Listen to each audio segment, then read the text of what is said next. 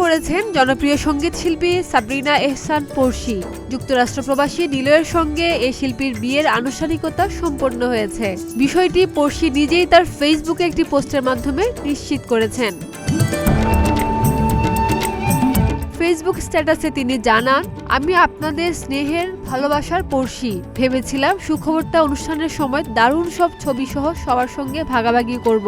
তবে এর আগেই যেহেতু অনেক সাংবাদিক ভাই বোন জানতে চাচ্ছেন এবং ফোন করছেন, তাই আপনাদের প্রতি সম্মান জানিয়ে এখনই বিষয়টি শেয়ার করছি। আমার জীবনসঙ্গীর নাম নিলয়।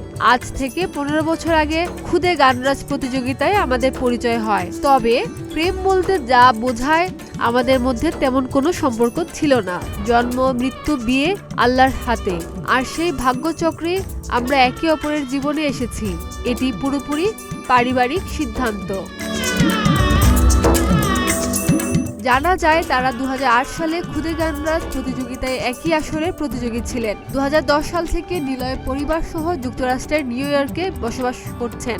পরে গত বছরের মার্চ মাসে যুক্তরাষ্ট্র থেকে দেশে এসেছিলেন হালিম নিলয়। তখনই দুই পরিবারের সম্মতিতে তাদের আগত অনুষ্ঠান সম্পন্ন হয়। তবে এই সঙ্গীত শিল্পী চেয়েছিলেন সুন্দর সময়ে একটি অনুষ্ঠান করে বিষয়টি সবার সামনে নিয়ে আসবে।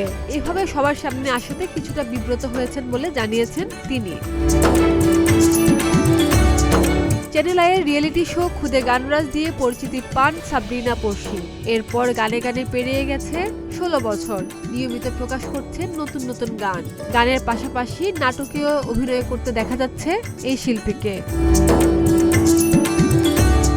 খাদিজা নিপা, প্রতিদিনের বাংলাদেশ।